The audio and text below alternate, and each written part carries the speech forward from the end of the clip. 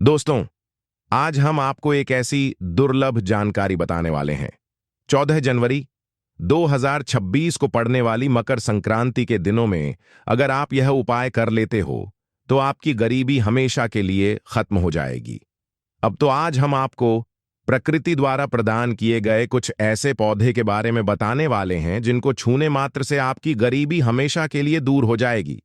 और अगर आप इन पौधों की जड़ को 14 जनवरी मकर संक्रांति के दिनों में हमारे नियम अनुसार बताए गए नियमों द्वारा घर ले आते हो और उसका उपयोग हमारे बताए हुए नियम द्वारा कर लेते हो, तो आपको करोड़पति बनने से दुनिया की ही कोई ताकत नहीं रोक सकती।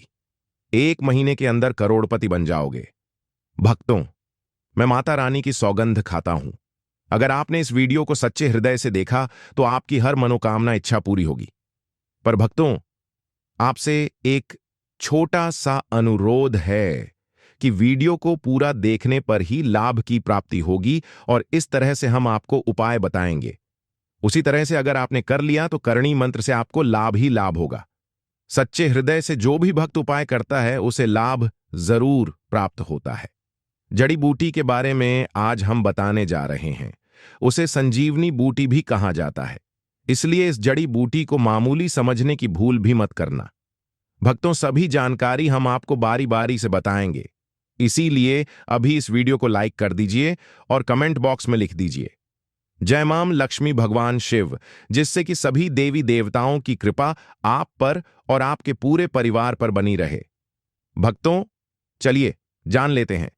दोस्तों, आप हमारी वीडियो में देख सकते हैं, यह पौधा दिखने में बहुत ही साधारण है, लेकिन इसके गुण और साधारण है। अगर यह आपके घरों के आसपास में है तो इसे साधारण पौधा समझ करके देखने की भूल मत करना। इसका जो आज हम चमत्कारी गुण बताएंगे, आयुर्वेदिक प्रयोग किस प्रकार से इसका कौन से हिस्से का प्रयोग होता है, अगर यह सारी जानकारी आप देख लेंगे तो बिल्कुल ही कल से आप इस पौधे की पूजा करना शुरू कर देंगे। और आपको बता दूं, बिन पूजा पाठ के ही आपको सारा फल प्राप्त हो जाएगा। खाने का मतलब है, इसके जब आप चमत्कारी गुण समझेंगे तो बिल्कुल ही आपको भी गर्व हो जाएगा कि आप भारत भूमि में पैदा हुए हैं और इस प्रकार के पेड़ पौधे आज भी हमारे बीच में हैं, जो कि हमें कई प्रकार के चमत्कारी लाभ प्रदान करते हैं।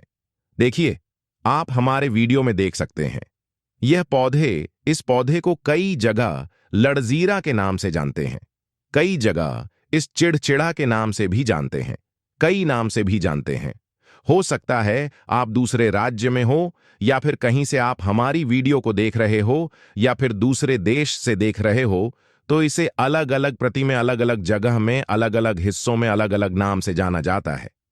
लेकिन वीडियो में देखकर कि आप इसे समझ सकते हैं, तो खासकर यह जो पौधा है, इसे लटजीरा के नाम से भी बहुत से लोग जानते हैं। और इसे अपामार्ग क्यों बोला जाता है? क्योंकि उल्टा चलता है। इसके जो बीज होते हैं बिल्कुल ही उल्टे होते हैं।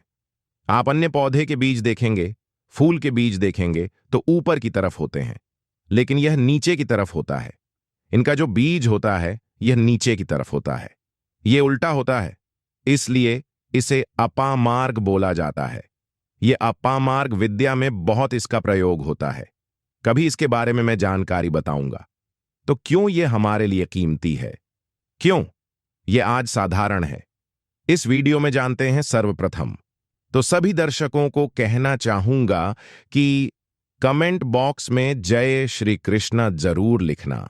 अगर आप भारत भूमि से हैं तो जय हिंद बिल्कुल ही लिखना। इसका जो मैं आयुर्वेदिक प्रयोग बताऊंगा, शायद यह प्रयोग जानने के बाद कल से आप इनका प्रयोग करना शुरू कर देंगे। साथ ही साथ इसका मैं आप लोगों को वनस्पति प्रयोग के साथ साथ इसका जबरदस्त चमत्कारी एवं तांत्रिक प्रयोग भी बताऊंगा। तांत्रिक प्रयोग का मतलब है इसका आप जो जीवन में प्रयोग करके बहुत सारे अपने समस्याओं को दूर कर सकते हैं। तो सर्वप्रथम इसके बारे में मुझे ज्ञान कब प्राप्त हुआ? एक महात्मा के साथ जब हमारी भेंट हुई तो हमने उनसे बाद में पूछा कि महाराज, आप लोग काफी लंबे समय से सिद्धियां प्राप्त करते हैं, लंबे समय से आप साधना करते हैं, तो हमें यह बताइए, आप लोग 1 महीने तक बिना जल ग्रहण किए हुए किस प्रकार से साधना करते हैं। तो उसे संत महात्मा ने हमें स्वयं ही बताया कि जो चिड़चिड़ा नाम का पौधा होता है, जिसे आप लोग अपामार्ग के नाम से जानते हैं, या फिर इसके कई प्रकार के नाम होते हैं, तो उसमें हमें बताएं कि हम उनके अपामार्ग के नाम से जानते हैं। आज भी जंगल में महात्मा जितने भी लोग हैं, संत महात्मा जंगल में रहने वाले जो कि साधना करते हैं, वह लोग इसके बीच के थे। तो उसने हमें बताया कि उनके बीच हादी बनाया जाता है और उनके 2 चम्मच खिचड़ी खाना होता है। अगर आप उनके बीच का खिचड़ी बनाकर के 2 चम्मच खा लेते हैं तो आपको 1 महीने तक भूख और प्यास नहीं लगती है। तो संत ने हमें बताएं कि 1 महीने तक हमें भूख और प्यास नहीं लगती। फिर हम लंबे समय तक जब साधना करते हैं, हमारे धर्मशास्त्रों में यह भी कहा जाता है, अपामार्ग के पौधे के जड़ में मां गंगा का वास होता है। जी हां, बिल्कुल ही मां गंगा का वास होता है। और यह भी माना जाता है कि प्राचीन ग्रंथों में भी लिखा है कि अमृत की कुछ बूंद इसकी जद में पड़ा था। इसलिए आज भी लोग जो धार्मिक लोग रहते हैं, आपके यहां कोई लोग इसके दातून करते हैं कि नहीं, जो बहुत से पुराने जो आने लोग हैं, जिसे हम बुजुर्ग के नाम से भी जानते हैं, ओल्ड मैन कहा जाता है। पुराने जो व्यक्ति हैं, काफी पुराने, तो ऐसे व्यक्ति इसकी जड़ की दातून करते हैं। क्यों करते हैं? क्योंकि इसके जड़ में गंगा मैया का वास होता है। अमृत की कुछ बूंद गिरी थी। यह सर्वप्रथम जानते हैं। इसका आयुर्वेदिक प्रयोग जानेंगे। इनका चमत्कारी प्रयोग, आयुर्वेदिक प्रयोग सर्वप्रथम बताना चाहूंगा। अगर इसकी जड़ का दातुन किया जाए, जिससे लंबे समय से दांतों में पायरियां है, दांतों में दर्द बना रहता है, किसी कारणवश डॉक्टरी इलाज नहीं कर पा रहे या फिर डॉक्टरी दवा खा रहे हैं, फिर भी दांतों में दर्द बना हुआ है, ठीक नहीं होता है, तो केवल इसके दातून करने मात्र से दांतों में जितने भी कीड़े हैं, बैक्टीरिया है जिसके कारण आपके दांतों में दर्द बना रहता है, वह दर्द इसके दातून करने से केवल 15 दिनों तक उनकी आपको रेगुलर दातून करना है। 2 से 3 दिनों में इसके रिजल्ट मिल जाएंगे। दांतों के दर्द समाप्त हो जाएंगे तो उसके दांतों के पीलापन को भी जड़ से समाप्त करते हैं। जिनके दांतों में पीलापन है, लोग जिनका मजाक उड़ाते हैं, जिनके खुद के ही परिवार के लोग बेइज्जती कर देते हैं, बेइज्जती का जिन लोगों को सामना करना पड़े, जिनके दांत काफी पीले हैं, गंदे हैं, ऐसे व्यक्ति को भी इसे दातून जरूर करना चाहिए। इससे दातून करने के बाद हमारे दांतों में चमक आ जाती है, हमारे दांत वाइट बन जाते हैं, एकदम क्लीन हो जाते हैं। ये तो हुआ प्रयोग। अब जानते हैं, वास्तुशास्त्र ज्योतिष चैनल आपको कभी गलत जानकारी नहीं देगा।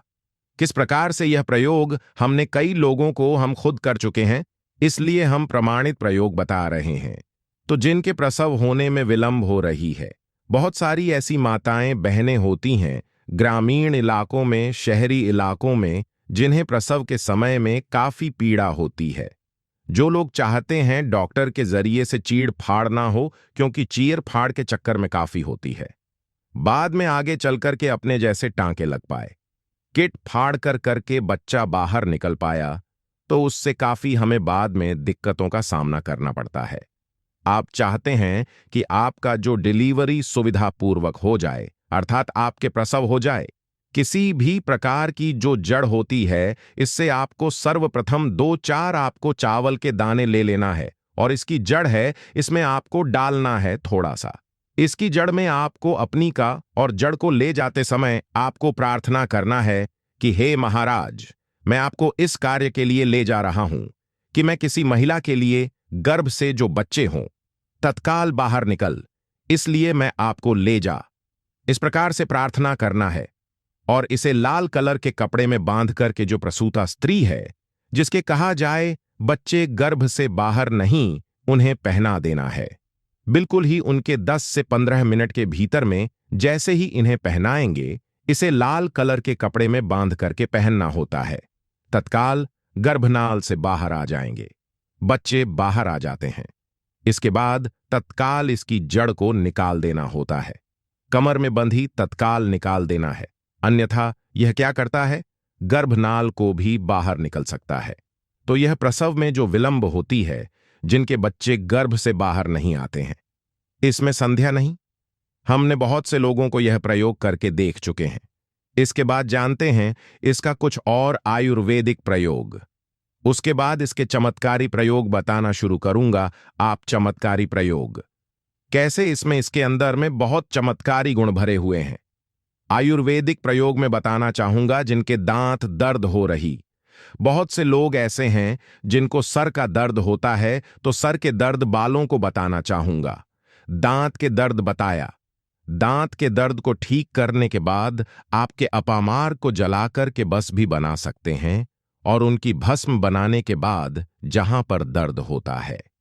दोस्तों, वास्तुशास्त्र ज्योतिष का संकल्प है सही जानकारी पहुंचाना। दोस्तों, मेरी एक बात पर और आप गौर करना। दोस्तों, वास्तुशास्त्र शास्त्र ज्योतिष चैनल मात्र एक चैनल नहीं है, बल्कि यह हिंदू धर्म का एक ऐसा मैसेज प्रचारक बनाना चाहता हूं जो कि हिंदू धर्म पूरे भारत नहीं बल्कि पूरे विश्व में जाना जाए। तो दोस्तों, इसलिए इस चैनल को सब्सक्राइब आपको जरूर करना है और अपने मित्रों के साथ यह वीडियो को शेयर करना है, जिससे कि मैं हिंदू धर्म को बहुत आगे तक ले जा सकूं। तो मुझे बस आप लोगों का सहयोग चाहिए, और आप अगर यह उपाय कर लेती हो तो यकीनन आप पर मां लक्ष्मी और आपको अमीर बनने से कोई नहीं रोक सकता। बस आप इन पेड़ों की जड़ में से किसी भी एक जड़ को ले आना। अगर आपको फायदा ना मिले तो आप मेरे चैनल को चाहे भला एंड सब्सक्राइब भी कर सकते हो। पर दोस्तों, यह उपाय जिस तरह से मैंने बताया गया है, उसी तरह से ही उसे उपाय को बस एक बार कर लेना। वहां पर इसकी भस्म को लगाइए। बिल्कुल, यह दर्द को ठीक करता है, क्योंकि इसके अंदर में ऐसी चमत्कारी शक्तियां पाई जाती हैं जो कि किसी भी प्रकार का सिर दर्द हो, डिप्रेशन के कारण आ रहा हो, अनिद्रा के कारण आ रहा हो, या फिर पागलपन के कारण, बहुत सारे ऐसे कारण होते हैं, या फिर गर्मी के कारण आ रहा होल गने के कारण, किसी भी प्रकार का सिर दर्द हो, उसमें रामबाण की तरह ही यह काम करता है। इसलिए मैं आप लोगों को इसका चमत्कारी प्रयोग बताऊंगा। पहले प्रयोग है, जो लोग चाहते हैं कि उनके कार्य भर में उन्हें तरक्की मिले, जैसे कि जो लोग व्यापार वर्ग से जुड़े हुए हैं, जो लोग चाहते हैं जिनका धंधा पानी अच्छे से चले, जिनकी दुकान अच्छी चले, तो ऐसा व्यक्ति क्या कर सकते हैं? इसकी जड़ को रवि पुष्य नक्षत्र में लाना होता है, गुरु पुष्प नक्षत्र में लाना होता है, या फिर कोई शुभ दिन हो, जैसे दीपावली है, होली है, या फिर बहुत सारे शुभ दिन आते हैं। कृतिका नक्षत्र में भी आप इसकी जड़ को ला सकते हैं। तो इसकी जड़ को लाना होता है और इसे लाल कलर के कपड़े में बंद करके आप अपने व्यापार स्थान में रख देखना। जहां 5 ग्राहक आ रहे हैं तो इसकी कृपा से ग्राहकों की भीड़ लग जाएगी। खाने का मतलब है कि यह दुकान में ग्राहकों की भीड़ को भी बढ़ाएगी। यह आपकी आमदनी बढ़ाने का काम करेगी। इसके बाद इसका दूसरा प्रयोग सुनिए। जो लोग जैसे बेरोजगार हैं, रोजगार प्राप्त करना चाहते हैं, ऐसे व्यक्ति इसकी जड़ को ध्यान से सुनिएगा। ऐसे व्यक्ति इसकी जड़ को एक दिन पहले आपको निमंत्रण देकर के आ जाना है। कौन से दिन में, ध्यान से सुनिएगा। शनिवार के दिन, रविवार के दिन, सूर्योदय से पहले इस खोज करके लाना है, और इसके बाद सोमवार की आपको पूजा करना है, और मंगलवार के दिन भी इनकी पूजा करने के बाद बुधवार के दिन इसकी जड़ को आपको धारण करना है, तो आपको बिल्कुल ही मनोवांछित नौकरी की प्राप्ति होगी। एक नागा बाबा ने हमें इसके बारे में बताया था और इसका प्रभाव काफी अचूक है। यह हुए 2 प्रयोग। अब इसका तीसरा प्रयोग सुनिए। तीसरा प्रयोग क्या है कि आप में से अधिकतर बहुत से लोग हैं जिस नजर दोष लग जाता है, भूत प्रेत बाधा से ग्रस्त रहते हैं, परेशान हो जाते हैं। तो ऐसा व्यक्ति क्या करे? इसकी जड़ को चांदी के ताबीज में डाल के शनिवार के दिन धारण करें। चांदी के ताबीज में डाल के शनिवार के दिन इसे धारण करें तो किसी भी प्रकार की आपको नजर दोष लगी हो, किसी भी प्रकार की, कई लोकतंत्र क्रिया कर देते हैं, यह बिल्कुल ही आपको नहीं लगेंगे।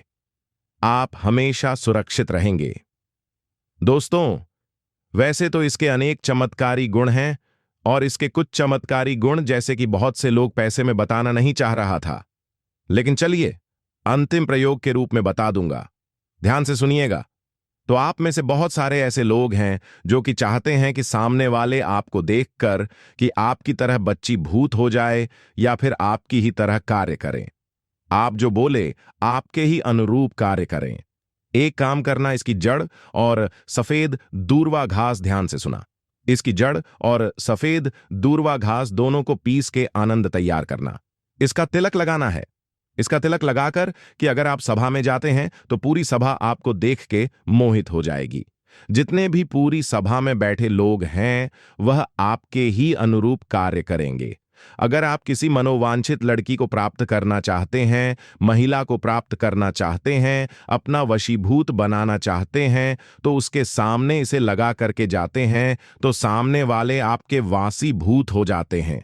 और इसमें कोई संदेह नहीं है, क्योंकि हमारे प्राचीन ग्रंथों में इसके बारे में विस्तार पूर्वक जानकारी मिलती है। लेकिन मैं आप लोगों को इसका सिद्ध विधि नहीं बताऊंगा। इसका सिद्ध विधि के बिना यह अधूरा है, क्योंकि आप में से बहुत सारे लोग इसका दुरुपयोग भी कर सकते हैं। लेकिन इसकी जड़ आप अपने घर में लाकर के रखते हैं। देव प्रतिमा की तरह उनकी पूजा करते हैं। लाल कलर के कपड़े में बंद करके बस आपको तिजोरी में रख देना है।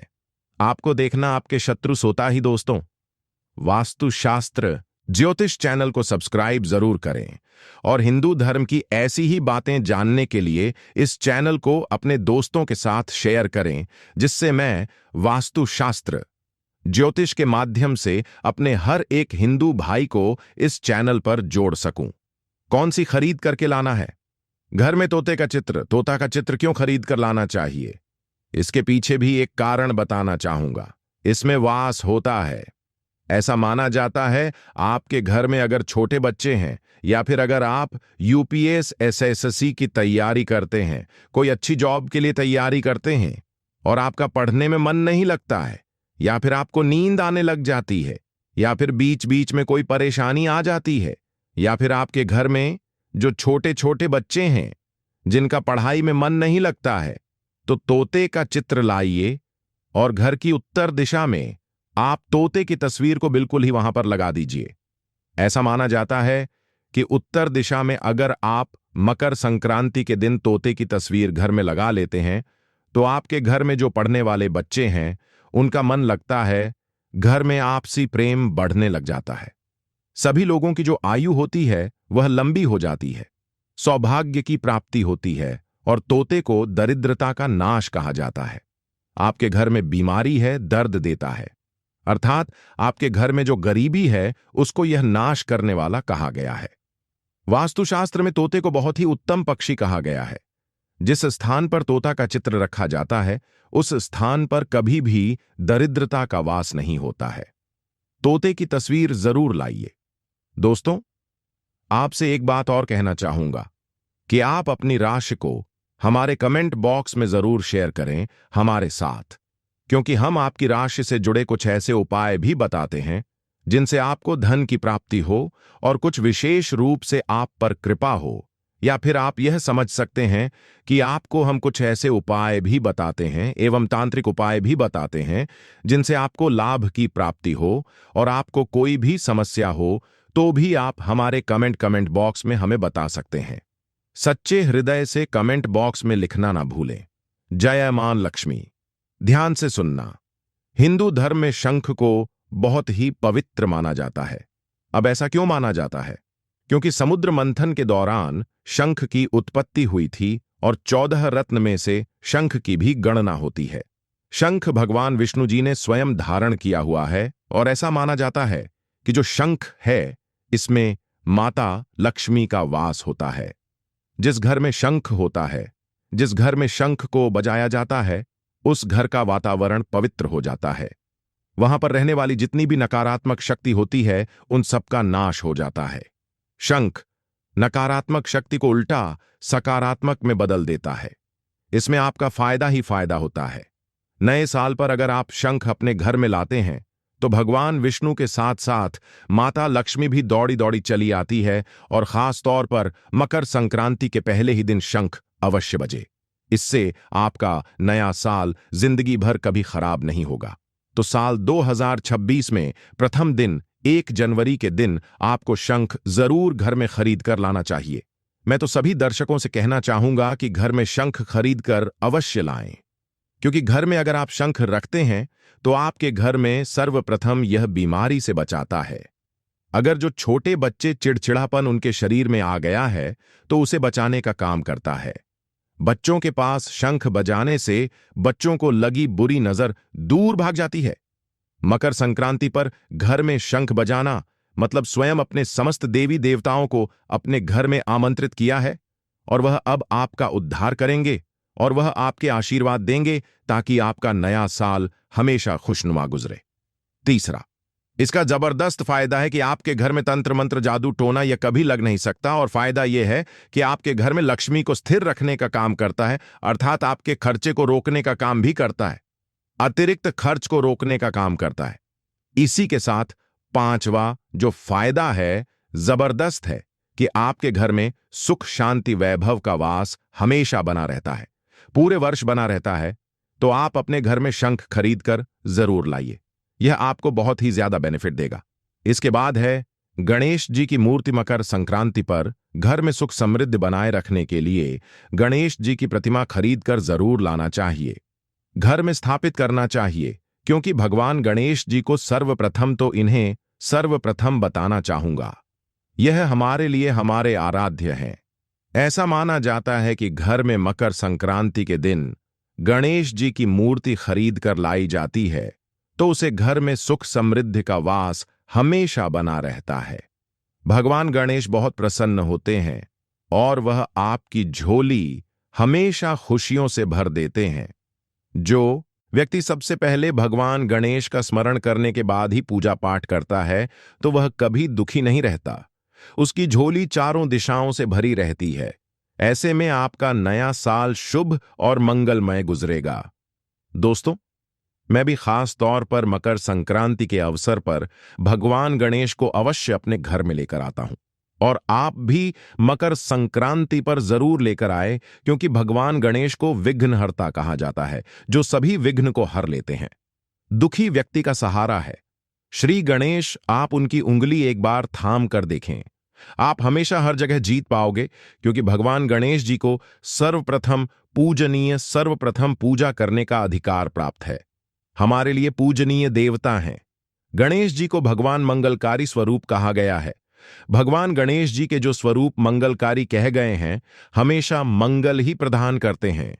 आप चाहते हैं कि आपके जीवन में मंगल बना रहे, आपके जीवन में धान का अभाव दूर हो, तो भगवान गणेश जी की तस्वीर या उनकी मूर्ति घर में मकर संक्रांति के दिन खरीद कर जरूर लाइए।